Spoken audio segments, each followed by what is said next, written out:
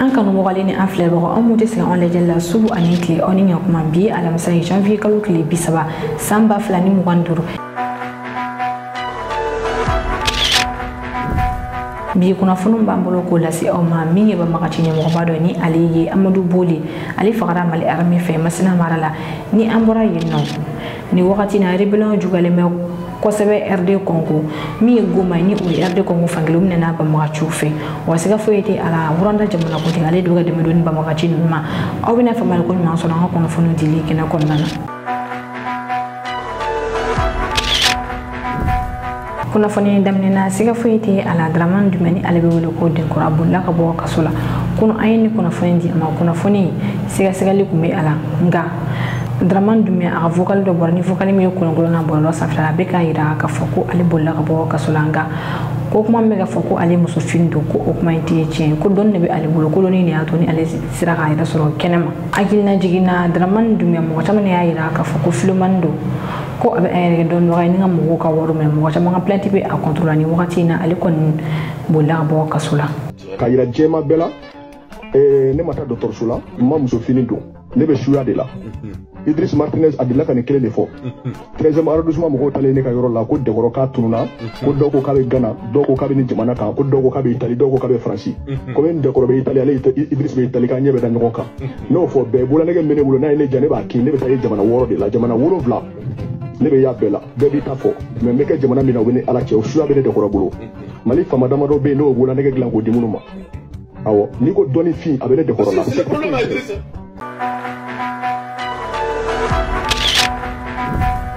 kunnafoni fɔlɔ bɛ tali kɛ lakana ko kan Amadu Boli ni ale kun ye banbagaci ɲɛmɔgɔba ye Masina mara la ale fagara Mali armée fɛ Amadu Boli ni a jɛɲɔgɔn olu ni Mali armée karila ɲɔgɔn na Kolongo ni ale bɛ Masina mara la ni kɛlɛ Mali armée y'a kɛ janvier kalo tile 20 tɛmɛnen armée y'a jira k'a fɔ min Amadu Boli ni a ka mɔgɔw ye k'u bɛɛ lajɛlen fagara ni kɛlɛ in senfɛ ko armée kun bɛ patrouille de la office du Niger kɔnɔna na armée tɛmɛna yɔrɔ minnu fɛ o de ye Ɲaro Nasambugu Nanini Njibala Bogi wɛrɛ Konongo fo ka taa se Kolongo ma yen nɔ de Mali armée ni mɔgɔ ninnu karila ɲɔgɔn na n'u ka ɲɛmɔgɔba o ye Amadu Boli ni ale fagara armée fɛ armée y'a jira k'a fɔ ko nin banbagaci ɲɛmɔgɔba in ko ɲinɛ don kosɛbɛ sabula ko a ye mɔgɔ caman de faga ani a ye attaque caman ta k'a ɲɛsin dugudenw ma ni banbagaci ninnu fagara ɲɔgɔn min na ni o ye Kolongo ye armée yɛrɛ fo banbagaciw daga yɔrɔ dɔw kun bɛ yen nɔ min ye u bolo minɛw ye ni o ka militaire minɛw caman de kun bɛ yen armée olu tiɲɛ bɔgɔbɔgɔ ka taa se u ka mugu jugu ma n'u ye mugu jugu minnu don dingɛ jukɔrɔ wuli yɛlɛ k'a bɛ kɛ tiɲɛni ye armée y'o fɛnɛ caman de tiɲɛ ni yɔrɔ kofɔlen na min ye balo ye ni banbagaci ninnu b'o jagoya minɛ dugumɔgɔw la armée y'o caman de fɛnɛ sɔrɔ ni yɔrɔ kofɔlen na o kɔfɛ Mali armée y'a jira k'a fɔ k'u ye opération wɛrɛ fɛnɛ kɛ ni opération in kɛra Ɲoro mara la o opération in kɛra Kalangoro la ni ale ni Bewani Manja yen nɔ armée banbagaciw daga yɔrɔ dɔ ye banbagaciw kɛlen kɔ k'a dɔn k'a fɔ ko armée bɛ u kɔ u ye sen tigɛ dɔgɔtɔrɔ b'u bolo minɛ caman de tun ni olu cɛla min ye malo bɔrɔ 87 armée y'o sɔrɔ yen nɔ saɲɔ bɔrɔ 42 Mali armée y'o fɛnɛ sɔrɔ yen nɔ malo baara bɛ kɛ office du Niger kɔnɔna na o wagati la banbagaciw wililen don ka don dugu kɔnɔnaw la ka mɔgɔw ka balo jɔgɔminɛw la k'a fɔ ko o ye jaga ye o la an ye kunnafoni sɔrɔ k'a fɔ ko Mali armée ye opération caman de kɛ min ye Mendoli Jagansago fo ka taa se Jalo duguma Bajangara mara la ko armée ye opération caman de kɛ nka armée kɔni ma communiqué kɔni kɛ ni opération in kan min ye kunnafoni dibaga ale kɔni y'a jira k'a fɔ ko opération ninnu kɛra fo k'a ɲɛ ko ni ko kɔni tora tantɔ ko mɔgɔw bɛ se ka bɔ ka taa u ka ci la o baasi foyi de tɛ u la. Kunnafoni filanan muso caman de nin tora sanubɔji la kan ka ban Chinois ka sanubɔ yɔrɔ belebeleba min bɛ dan kan ni ale bɛ Mali ani Laginɛ furancɛ la kan ka ban mara la kunu Chinois bɛ dingɛ minnu sen muso minnu bɛ taa o yɔrɔ ninnu fuguru cɛ ni ka se u dayirimɛw sɔrɔ ko bɔgɔ kɔni firila ni olu ye ni ka jigin ji la mɔgɔ hakɛ min kɔni sara o da kɔni dɔnnen tɛ fɔlɔ bɔgɔ de kɔni firila o kan o la n'u jiginna ji la o yeli ma nɔgɔ min ye dugumɔgɔw ye olu ye wele bila bulldozeriw ma ni o ye masibaw ye ka se ka na ni su ninnu ɲini u y'a jira k'a fɔ ko su dɔw jira nka ko in kɛra yɔrɔ min na bulldozer ma se ka se yen nɔ fɔlɔ o la mɔgɔ tɛ se ka hakɛya fɔ muso hakɛya min tora nin na. Assalamu alaikum warahmatullah aw folen do ko be naw sigiro ni aw ka kero no ko barake ro fagoli mangando anga folle so bela jile mo arme wuruji aw folen do fatu mali ban muro aw folen do il faut 24 numéro ena numéro de aw folen do groupe kilonte so be sa aw bela jile folen do pour ko fo groupe aw folen do wasam groupe sans fait ambe kibaro juguba de kene kan yeddi ambe kan ba marala ko mini banankoroy dugu ye dangay sino de baraka dugu na ya to sino ko bara ko nana bi be baraka nukla la barla yuga bara dina musudi bena du buda hilmeni ni sino ko dinge ko donc o dal hilmeni ni sen sino ko jikoro de karla musuka ame erme ko mbi take ma fo ala folo oni abe mo dama dama bo donc o kibara de be naw ñembe bidi men na du manni o lu de be ga bogo ji suli ka bo hadama don sanfe amito san ko kibari o kunna minye Mali ani Burkina Franca ye kuna foni tibaga do ya ira ka foko findila ka do kelembe ka toroya ta ka si mo ko nawla uya gira ka foko ni mo ko ndo maka ka shimi uturuto yo ala nyino fe kana ni dalo ye ulo ko nujija ka siga ni mo no jawta ni nga chari bololo safala jangno ni ayre bina na idola bisaka ke ni mo mo fleni findila ka ote bi Mali arme ka funu ni ko do la ni nga so tora ta ka si mo ka mi dugu mo yo konta do ni findigo do wal man ni findila ka ote gani njan charla bololo safala mi uturuto yo ulumina yi una don ka foni arme mo do wal man ni arme mo hote ula uturuto ko na wini ngata fusiri ni ko indana ajang anga jangu la jenyo fe de conseiller puis Covenance. ah il m'a dit de Covenance ça mon chose c'est moi qui mets que 1000 francs sur moi Covenance non ça dit que c'est mon jour ça anawa c'est bien Covenance je n'aime pas de Covenance Joli Ateta allô mec là que vous chef d'accord ouais casse ninga hein ne là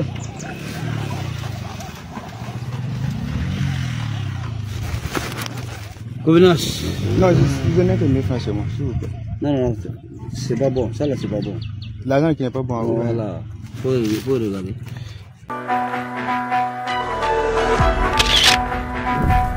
kuna fani sabana minye Imam Abubakar Soye ale kungolela politiso la kunu tlenga fla wakati fe minye Imam Abubakar Soye ala la se ka foko ay convocation sur ka bota ba ko politiso yoro wala bita sa wakati na ay bataki cheka ila ka foko anma sigina aga soka woleli kunte bashi kuduna na tola irem na boni ka wala like awoleli kunka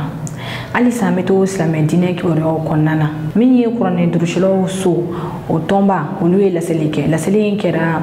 Docteur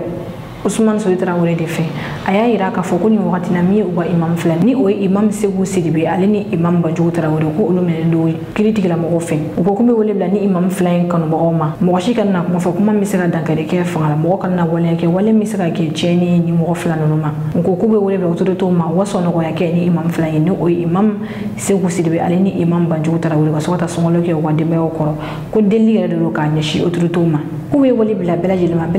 do ke ni imam fulani so na ka saka ke bakula choya mina ni imam fulani baye ka fufula be wole kun kileni la sabula mi ni imam fulani baye ka fufula be mina na kun kileni la sabula we wajulu mo fada na ko saba ka nyashi jamana ka armema ko na durusila ko so o tomba ulu mo ye la selimin ke awni na nga jamala selula me nyo fe aman karam ko flash shu ko ka sabalika ko ka demba o shu ko ka sabalika ko ka no nyogon shu ko ka sabalika ani korna durusila ko kele atomba tondembe ka fu kan be ka sabali ka se anyere la ka anyere mine ka baraji jigi ala o taala yoro kada ka ala ko al korna konna la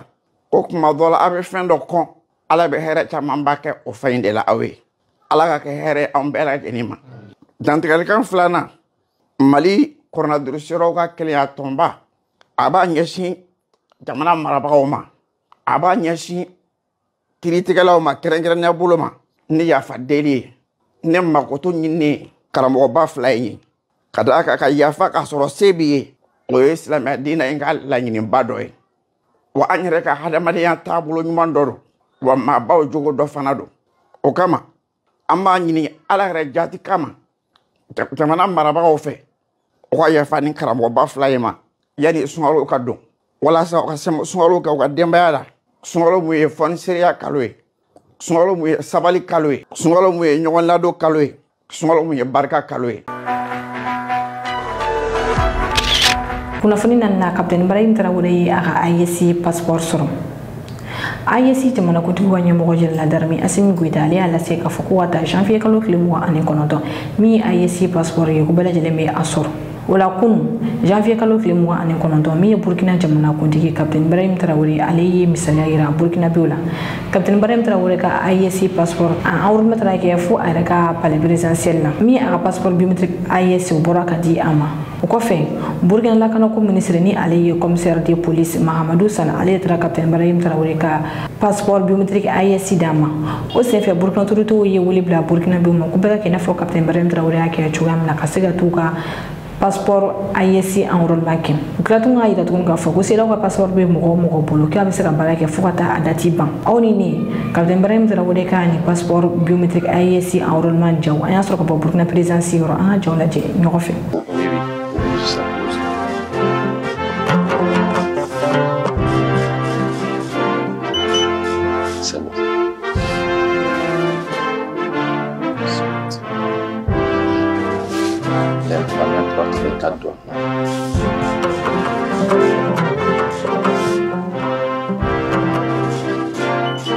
C'est bon.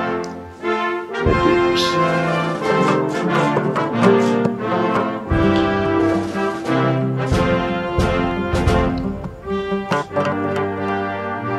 C'est bon.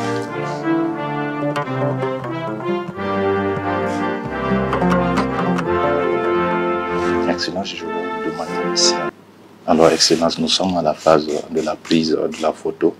Mais à cette étape, nous allons intégrer la photo civile que vous nous avez fait parvenir.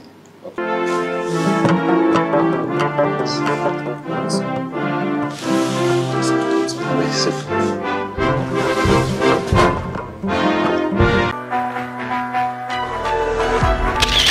kunnafoni duruna an bɛ taa RD Congo ni wagati in na Congo rebellion jugalen bɛ kosɛbɛ sika foyi tɛ a la min ye Paul Kagame ni ale wuranda jamana kuntigi ale bɛ ka dɛmɛ don rebellion ma Congo Paul Kagame a ye fɛɛrɛ kɛ Congo kɛlen don ka wele bila mercenaires 100 ni o ye Oromo ye ko na dɛmɛ don mɔgɔ kɛlɛ kɔnɔna na Paul Kagame a ye olu labɔ Congo ni ka taa n'u ka jamana kɔnɔna wuranda ka se ka avion bi d'olu ma k'u ka taa o jamana kɔnɔna na k'u k'u sen bɔ nin kɛlɛ in na Paul Kagame y'a yira k'a fɔ ko ni kɛlɛ min senna a bɛ san ba yiri ka bɔ ko mɔgɔ si ma kala don ka bɛn ni a ye ko kɛlɛ in kɛra fo ka taa ale ka jamana fankelen yɛrɛ minɛ o la ko wajibi don ale kan ale ka wuli ka fɛɛrɛ sɔrɔ nin kɛlɛ in na min ye Congo fankelen k'o di M23 mɔgɔw ma u ka se k'u ka kow kɛ u ka na se ale ka dugukolo sanfɛla la a ko ko o de ye ale wele kun ye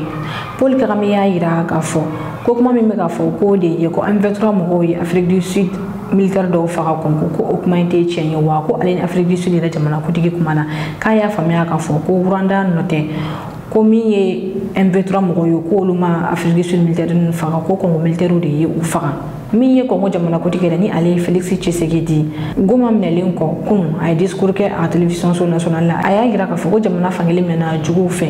a ye wele bila sifinnakaw ma ni o ye Congo sifinnakaw ye ko bɛɛ ka wuli k'i cɛsiri ko min ye armée ko bɛɛ ka na i tɔgɔ sɛbɛn ko wagati sera ka taa jamana kunnawolo i n'a fɔ an y'a fɔ ɲɛna cogoya min na Félix Tshisekedi ni ale RD Congo jamana kuntigi ale kun ye wele bila Urumɛw ka mercenaires ma k'u kana dɛmɛ don u ma kɛlɛ kɔnɔna na a ye wari d'u ma nka jugu kɛlen kɔ ka jamana fankelen minɛ ni mɔgɔ Chers compatriotes, en ces instants critiques pour notre nation, je m'adresse à vous avec la gravité et la solennité qu'impose la situation.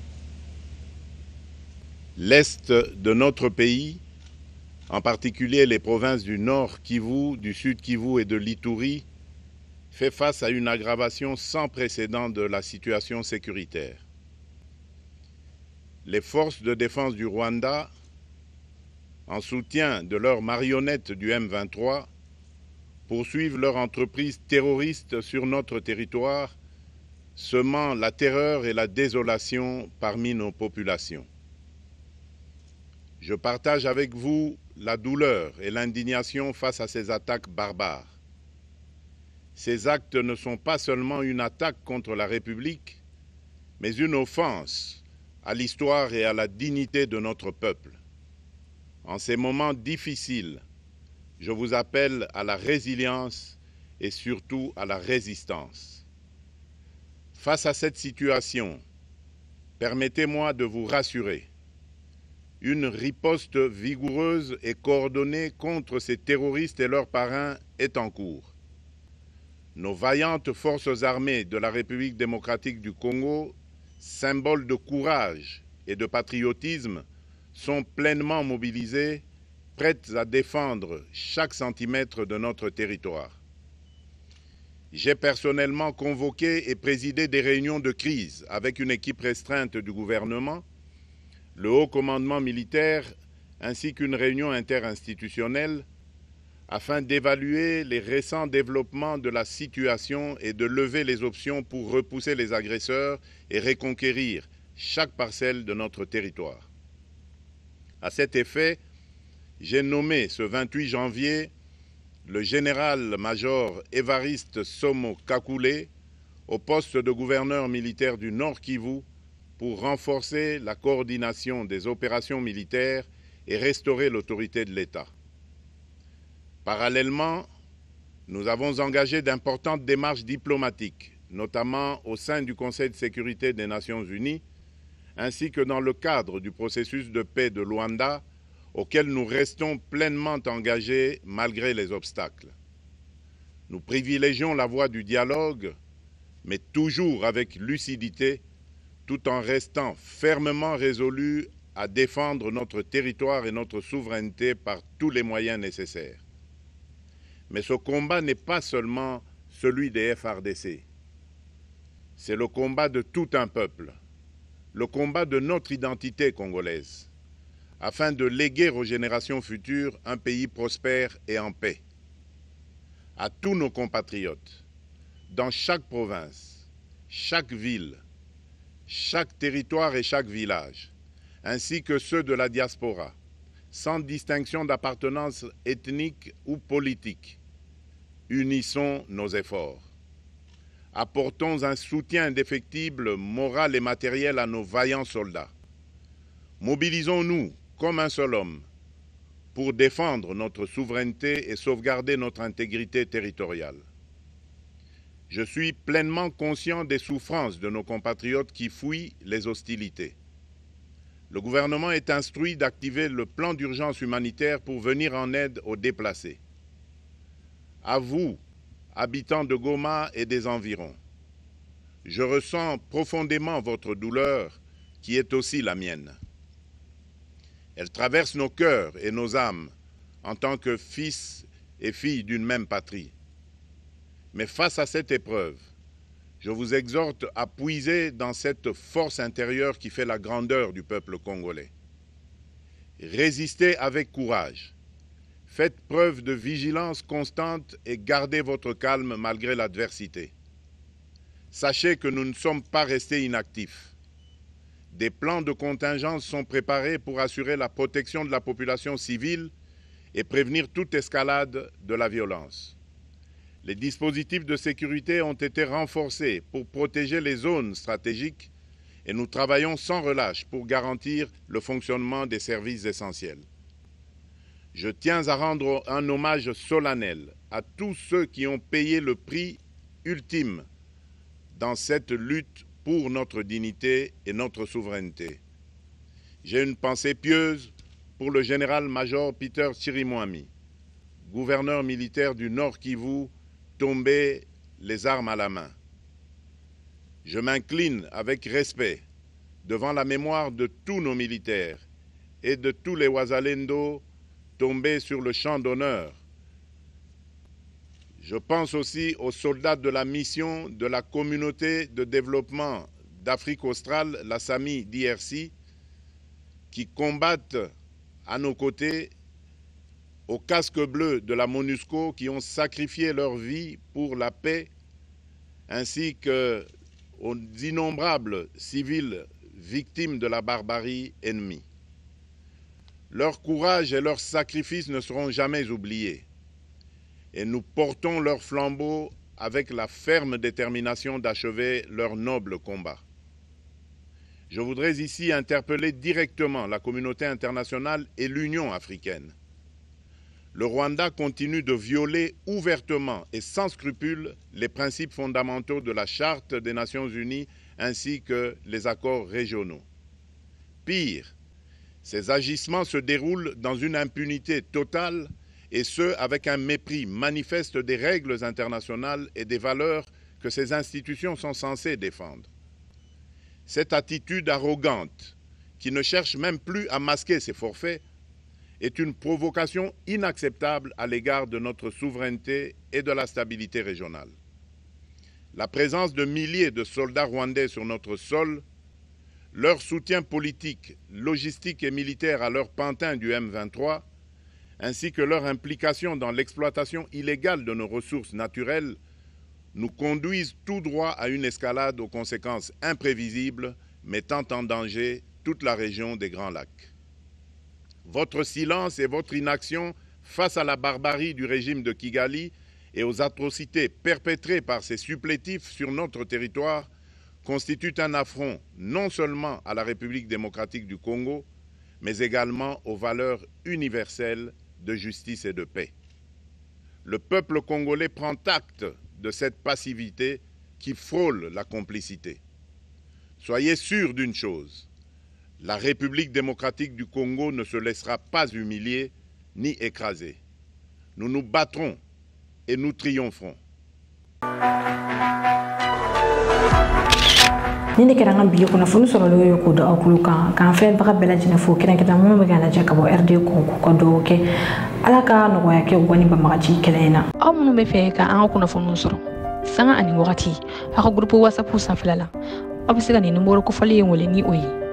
bi kono to ani kili mo ani kili binani bishegi ani nani hula condition fe wala ya sabu sega do an groupe WhatsApp la abo bela jelen soro ni numero en fe